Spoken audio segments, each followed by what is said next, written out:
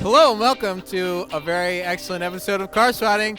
We're here in Gowanus in Brooklyn with a very excellent 1980s FC Mazda RX-7. Let's check it out.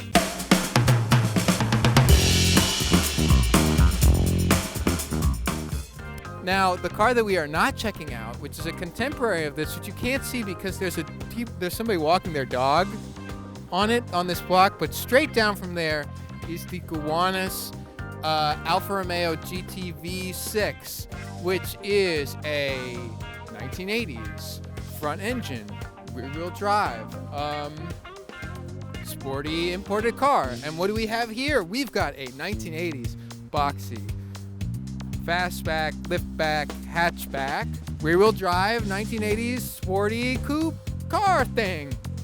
As you can see, we're running a lean operation. The stick mic is in Manhattan, and we're not going because the coronavirus. We don't want to go. This may be the very last episode of Car Spotting before we all die. Are there people in New York? No. Everyone is in self-quarantine. Are there cars? You bet there are, including this excellent Mazda RX-7. So, why do I like the Mazda RX-7? Well, it's a great car, one. This is the second of 3 generations of the Mazda RX-7, the R being Rotary. So this is a 2-rotor, I think these are all 13Bs, whether you got turbo or not. Rear-wheel drive, pretty lightweight, angular styling, reasonably practical with a hatchback at the back. They're light, they drive great, they look cool. They're very hip at the moment because people have realized that they're neat and not just, they're neat and vintage and not just old and shitty. So people are starting to buy them up who really care about them. And how do I know this person cares? Well, they're doing everything in their ability to let me know. First of all, they've got their Gretty sticker on licensed surround, which makes me imagine this is a turbo. They got their vibrant exhaust, same deal. They actually have this 1980s tray spoiler. It's actually looking in pretty great shape. I like this car because not just for what it is, but because the owner clearly loves the shit out of it.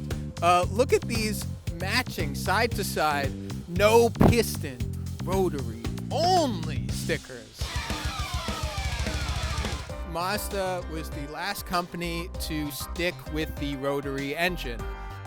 In the early days of rotary design, when they were starting to come into production cars in the 1960s into the 1970s, a lot of car companies experimented with it.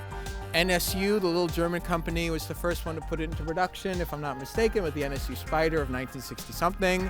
Mercedes-Benz had a similar rotary prototype. Citroën produced a few rotary cars. The first oil crisis really put a notch in all of that because their consumption is relatively high for how small the engines are. Can you make a lot of power with them? Can you really rev the F out of them? You sure can, which is why they stuck around in sports cars and why people still enjoy tuning them today. The people who love them really love them because they're the last bearers of the flame. So it means something to have a rotary engine to owners of rotary cars. Even if functionally this car is not really different from the GT-V6, spiritually and emotionally it is. This is the most too fast, too furious looking ass car we've seen in a while. They got their Momo wheel, they got their Sparco seats, they got their fake carbon fiber sunroof, gauges in the A-pillar, we got pop-up headlights, and as we can see, we've got some very not factory turbo stuff. We got what looks like to be an intercooler, and we've got some ducting, which the guy probably got at the Home Depot. Oh, we have met the owner. I'm Raphael, by the way. David. A pleasure. Nice to meet you. Yes. The hood is being popped. Whoa! I got the front mount intercooler set up. This is a coil radiator. Have it custom mounted so it can get direct air. I'm working on ducting right now. I'm actually doing it in the shop. It's a single turbo. We got a fully built block. It's street ported. Yo!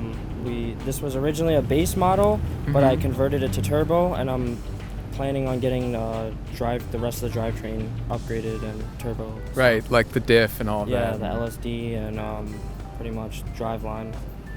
It's on coilovers, BC Racing. I have some work wheels at home going on with Toyos. Full standalone Haltech. Injectors are upgraded. Pretty much everything. I was saying, I was like, you know, like it's nice to see this one, which is still low key. Little did I know. It doesn't look like it from the outside, but once you open the hood, it's a different monster out here.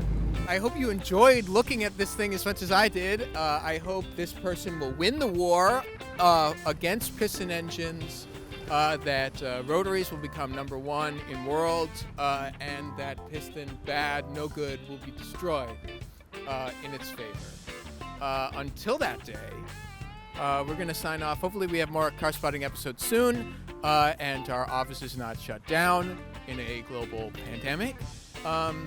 But in the interim, take care. Bye. I gotta go.